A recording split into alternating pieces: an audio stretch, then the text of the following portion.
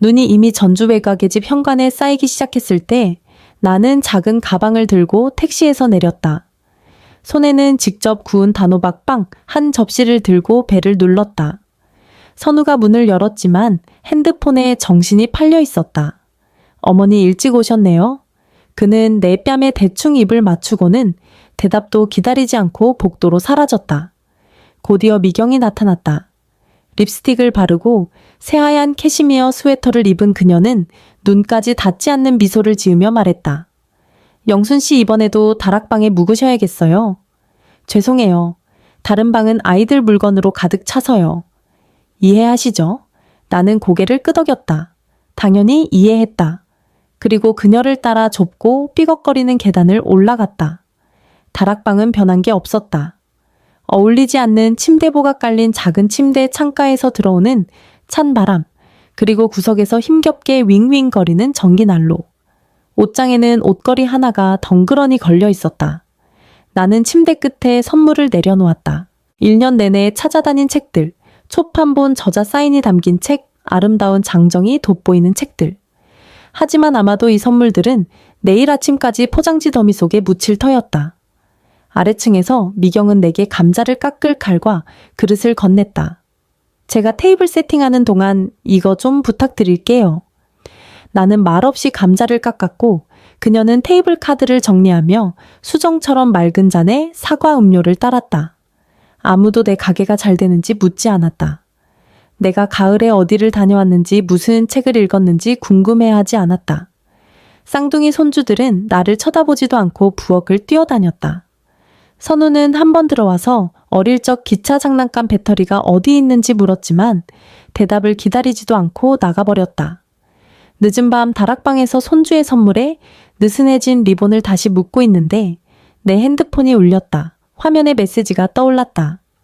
영수님 축하드립니다. 자산이 공식적으로 150억 원을 돌파했습니다. 연말 이후 유산 구조 조정을 논의합시다. 나는 잠시 메시지를 바라보았다. 엄지손가락이 화면 위를 맴돌았다. 그러고는 핸드폰을 끄고 베개 아래로 밀어 넣었다. 아래층에서는 거실에서 웃음소리가 터져 나왔다. 나는 쇼를 두르고 조용히 앉아 다락방 창문 모서리에 서리가 퍼져가는 모습을 바라보았다. 내일은 크리스마스 이브였다. 아침 부엌에 내려갔을 때 집은 반쯤 깨어나 있었다. 쌍둥이들은 설탕 장식을 두고 다투고 있었고 선우는 벽난로 리모컨을 만지작거리고 있었다.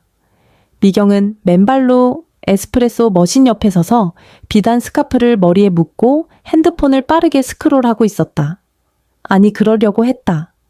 내가 달걀을 팬에 넣자 그녀가 고개를 들었다. 영순 씨 핸드폰 좀 빌릴 수 있을까요? 제 폰이 어젯밤에 꺼져서 신년 파티 케이터링 확인해야 해요. 나는 잠시 망설였다. 짧은 순간이었지만 그녀가 눈치채를 정도였다. 그래도 핸드폰을 건넸다. 고마워요. 그녀는 늘 타인의 물건을 당연히 여기는 매끄러운 태도로 폰을 받았다. 나는 다시 고개를 돌려 베이컨을 뒤집었다. 다시 보니 미경은 움직이지 않고 있었다. 화면을 뚫어지게 보며 입술이 살짝 벌어져 있었다. 얼굴을 억지로 다잡으려는 듯 입꼬리가 떨렸다. 그녀는 내가 보고 있는 걸 알아차리고 고개를 들었다. 이거 대단한 메시지네요.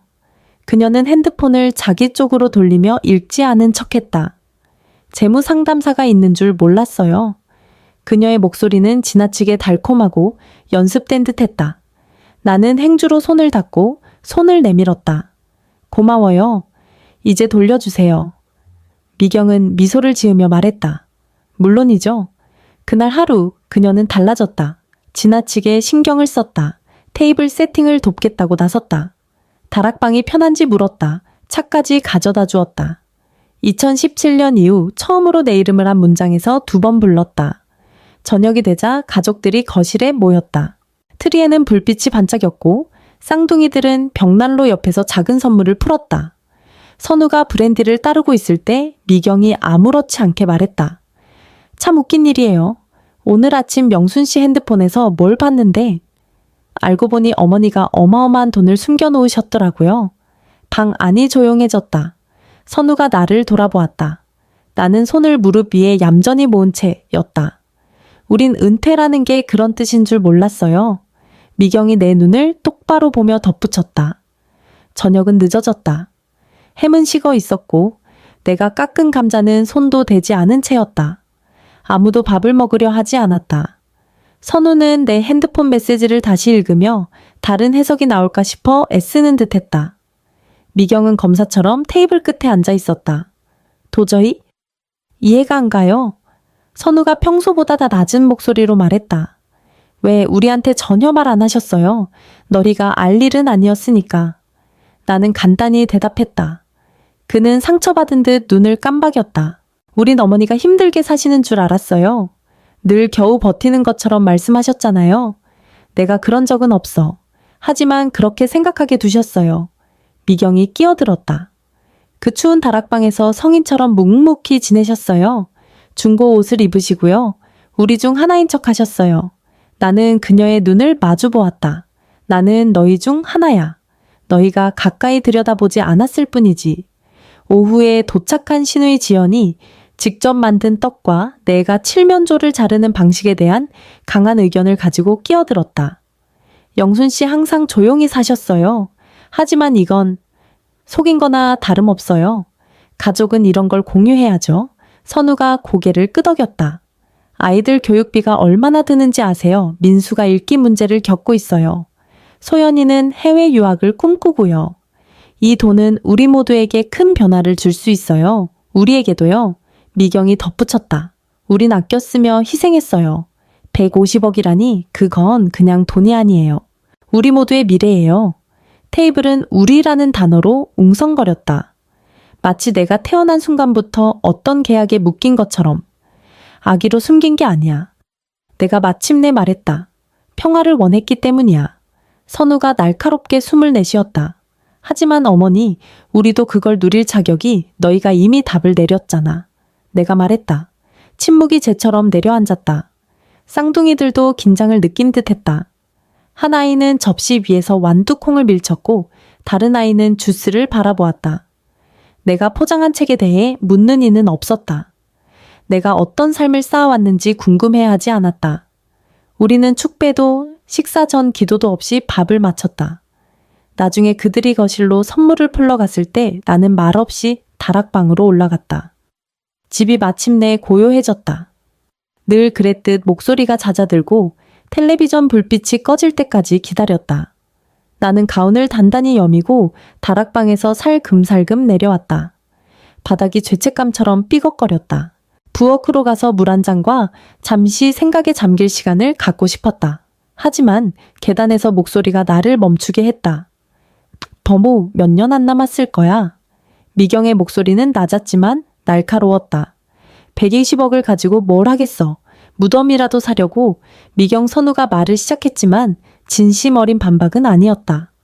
아니, 내 말 들어. 매년 크리스마스마다 우리 집 소파에서 공짜로 지냈어. 10년 넘게. 그 다락방 우리가 쓸 수 있는 공간이야. 내가 밥하고 청소하고 환영했어. 그런데 그동안 저 사람은 돈을 계좌에 쌓아놓고 우리가 학비 내고 지붕 수리하느라 쩔쩔매는 걸 지켜봤어. 선우는 바로 대답하지 않았다. 우리한테 빚진 거야, 선우. 가슴이 조여오는 긴 침묵이 흘렀다. 그런 걸 우리한테 숨겼을 줄은 몰랐어. 그가 마침내 피곤한 목소리로 말했다. 숨겼지. 미경이 대답했다. 이제 우리가 뭘 할지 결정해야 해. 더는 듣지 않았다. 계단은 내 발밑에서 신음하듯 전 삐걱거렸다. 물 한 잔은 잊혔다. 다락방의 차가움은 내 가슴의 냉기로 맞아떨어졌다. 그들은 궁금하지 않았다. 혼란스러워하지도 상처받지도 않았다. 그들은 계산하고 있었다. 미경 옆에서 냅킨을 접고 쌍둥이를 피아노 학원에 데려다주고 내가 보이지 않는 식사 자리에 미소 지으며 보낸 모든 세월 나는 여전히 소파 위의 여자였다. 가구, 짐, 그들이 몰랐던 지갑. 나는 좁은 침대 끝에 앉아 어두운 창유리를 바라보았다. 아래층 어딘가에서 벽난로가 타이머에 맞춰 타오르며 집을 따뜻한 척했다. 아침이 오기 전에 내가 해야 할 일이 있었다. 해가 창문을 비추기 전에 일어났다. 집은 어젯밤의 식사와 말하지 않은 진실의 무게로 여전히 무거웠다. 나는 빠르게 짐을 쌌다. 아래층 트리 밑에 놓인 리본 달린 선물들은 손대지 않은 채예였다. 뒤돌아보지 않았다. 현관에서 잠시 멈췄다. 내 외투는 늘 걸려있던 고리에 얌전히 걸려 있었다. 마치 내가 여기에 속한 것처럼. 외투를 걸치고 문고리를 돌리고 크리스마스 아침의 매서운 추위 속으로 아무도 깨우지 않고 나섰다. 택시는 몇 분 만에 도착했다. 나는 운전석에 통영 근처의 여관 주소를 말했다. 조용하고 소나무 뒤에 숨어있는 진수가 살아있을 때 자주 갔던 곳이었다. 동네가 거꾸로 지나갔다. 불빛과 기대로 반짝이는 집들. 나를 떠나는 이는 아무도 보지 못했다. 여관에서 점원이 따뜻한 유자차와 질문 없는 인사로 나를 맞았다. 둘 다 고마웠다. 호수를 내려다보는 방에 자리를 잡고 오랜만에 입지 않은 외투처럼 고요함이 나를 감쌌다. 나는 노트북을 열고 한동안 쓰지 않았던 이름을 입력했다. 1시간 뒤 12년간 내 변호사였던 재민과 통화했다. 변경하고 싶어요. 내가 말했다. 큰 변화를요. 그는 이유를 묻지 않았다. 그날 오후 여관의 서리 맺힌 창문 아래로 캐럴 소리가 들려왔다. 우리는 유언장을 처음부터 다시 썼다. 선우와 손주들에게 균형 있게 나누던 이전 버전은 사라졌다. 대신 역사 보존과 문화 연구를 위한 여성 기금이 만들어졌다. 장학금 펠로우십 여행 보조금, 진수의 이름을 딴 재단. 그는 내게 잊힌 이야기의 가치를 가르쳐준 사람이었다. 미경에게는 아무것도 남기지 않았다. 선우에게는 진수의 첫 논문 사인본과 우리 가족 별장 소유권을 남겼다. 조용하고 정직한 것들. 하지만 재산은 가치 있는 곳으로 갈 것이었다. 서류에 서명하고 공증을 마쳤을 때 내 손은 놀랍게도 떨리지 않았다. 화나지도 복수심에 차지도 않았다. 그저 끝난 거였다. 밖에는 호수 위로 은빛 얼음이 덮여 깨지지 않고 고요했다. 눈은 다시 내리기 시작했다. 여관 창문에 부드럽고 꾸준히 쌓였다. 나는 벽난로 옆 작은 책상에 앉아 라디에이터 위에서 장갑이 마르고 있는 모습을 보았다. 그리고 내가 간직했던 책 상자를 열었다. 아름다운 책들이었다. 진수와 내가 마지막으로 강릉에서 함께 산 2권의 초판본.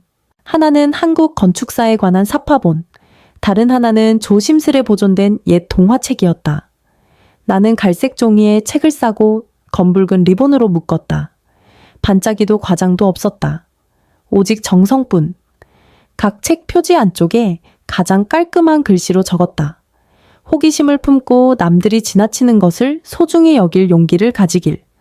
사랑을 담아 할머니 영순 봉투를 봉하고 연휴가 지나 화려함과 조건 없는 때 우편으로 보내려고 따로 두었다.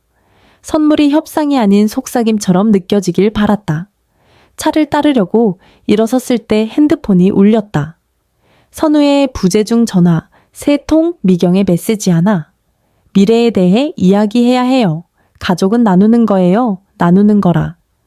또 그 단어. 나는 핸드폰을 뒤집어 화면을 아래로 두었다. 그들 마음대로 하라지. 밖에서 눈은 여관의 돌담 위에 조용히 쌓이며 모든 것을 부드럽게 덮었다. 나는 외투를 여미고 목도리를 두르고 바람 없는 하얀 세상으로 나섰다. 발걸음마다 눈이 내 밑에서 정직하게 바스락거렸다. 여기에 장식도 진부한 말도 없었다. 내가 만든 길뿐이었다. 평화를 위해 입을 다물며 보이지 않았던 세월의 아픔은 마지막 종소리가 울린 뒤에 종처럼 깨끗하고 텅 빈 것으로 변해 있었다. 그들의 인정은 필요 없었다. 처음부터 그랬다. 하지만 사랑이라는 착각을 잃어야 포함과 이용의 차이를 알게 되었다.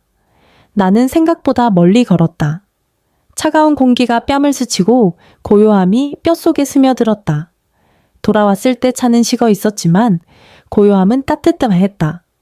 진수가 세상을 떠난 후 나는 고요함에 둘러싸였다. 낡은 페이지와 텅 빈 복도를 울리는 고요함이었다. 하지만 슬픔은 우리가 함께 쌓은 습관을 멈추지 못했다. 오히려 그것을 날카롭게 만들었다.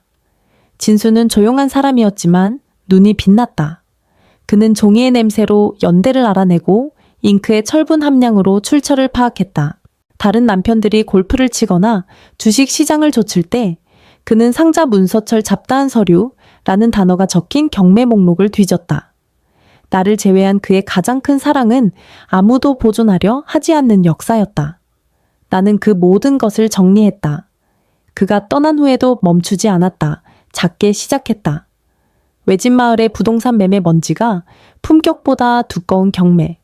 8만 원에 바랜 독립운동 편지 세트를 사서 제대로 인증한 뒤 개인 수집객에 1,200만 원에 팔았다.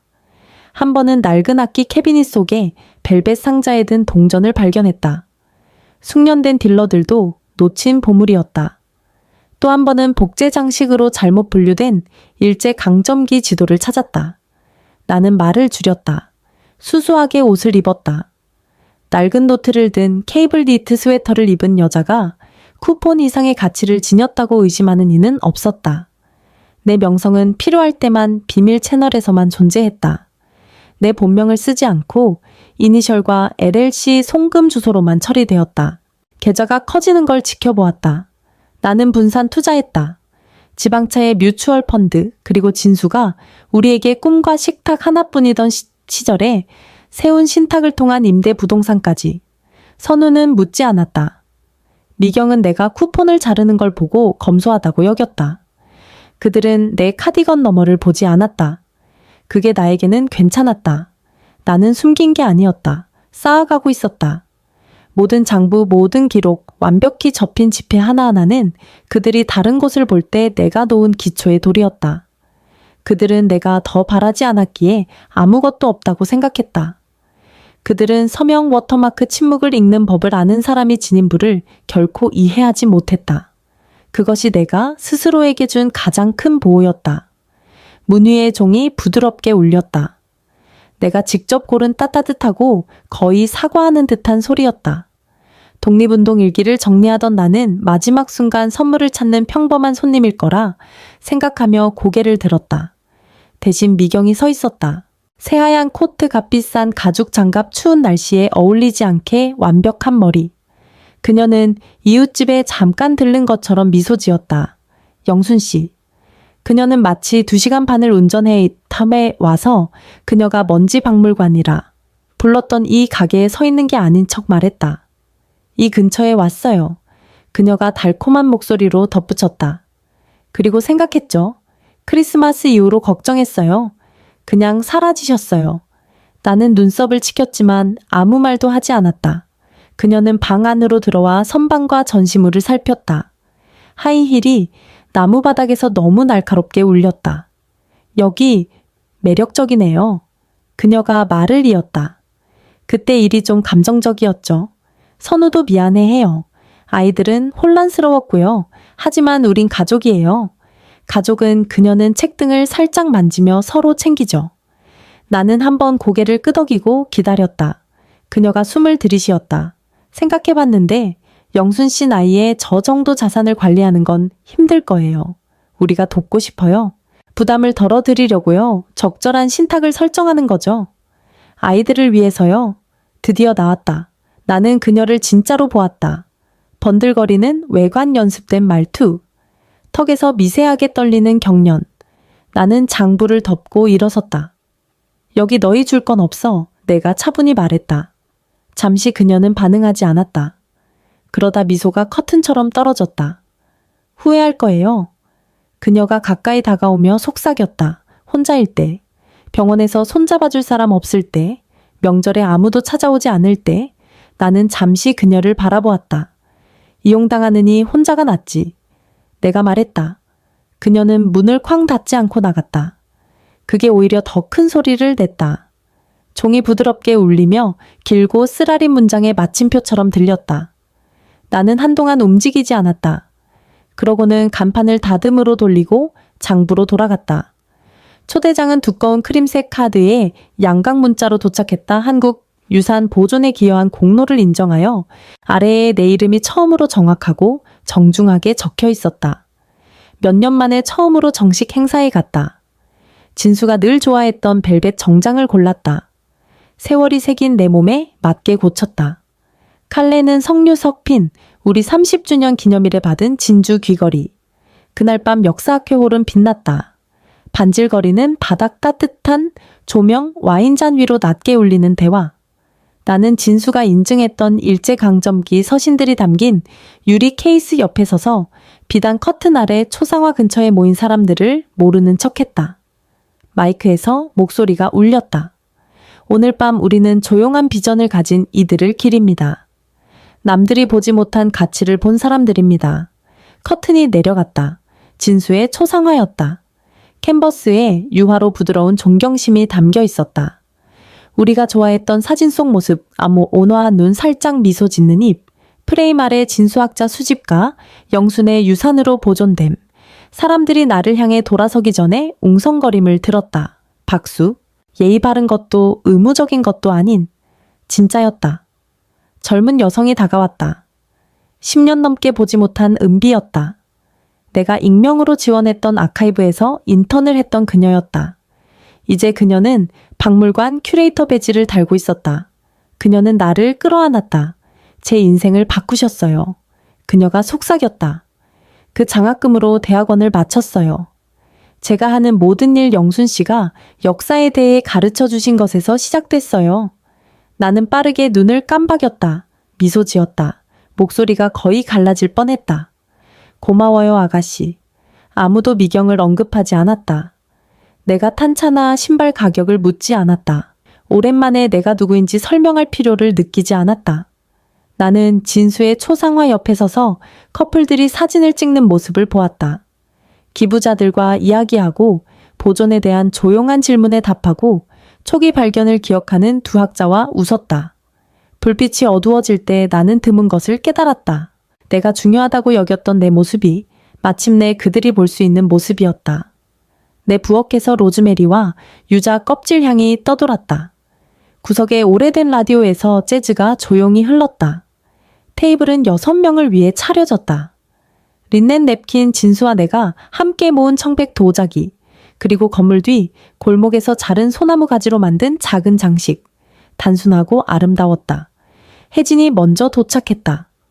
뺨이 발그레하고 엘더플라워 코디얼 한 병과 오븐에서 갓 나온 파이를 들고 있었다.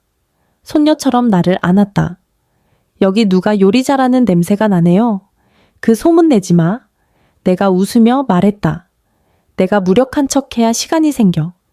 곧이어 박물관 관장 제호가 왔다. 한때 내 이름을 무시했던 그가 이제는 강연에 초대했다. 그는 내 수집품에 추가할 골동품 밀랍을 가져왔다. 그리고 은채 19 날카로운 눈과 넓은 마음, 중고 코트와 반짝이는 구두를 신은 내 첫 전액 장학생. 그녀는 말린 제비꽃이 담긴 카드를 건넸다. 아카이브 근처 산책로에서 찾았어요. 촛불보다 이걸 더 좋아하실 것 같아서요. 우리는 촛불 아래 저녁을 나누었다. 판단이 아닌 이야기를 초대하는 식사였다. 그들은 진짜 질문을 했다. 내가 가진 게 아니라 내가 누구인지에 대해. 나는 진수지도일기 찬송가 표지에 꿰매어진 편지를 발견했던 오래된 인쇄소에 대해 이야기했다. 접시가 치워지고 파이가 다 떨어졌을 때 우리는 건배했다. 잊힌 것을 다시 성스럽게 만드는 이들에게. 은채가 말했다. 모두 떠난 후 나는 창가에 앉아 밖에 자갈길을 덮는 눈을 보았다. 나는 아까 쓴 2장의 카드를 꺼냈다. 손주들에게 보내는 것, 수표가 아닌 추억이었다. 하나는 여름, 가을 산책 달은, 하나는 낮잠 전에 들려주던 이야기. 카드를 봉투에 넣고 우편으로 보내려 문 근처에 두었다. 그리고 아무도 모두에게 속삭였다. 나는 뒷방의 여자였다. 이제 집의 주인은 나야. 그리고 마침내 불을 껐다.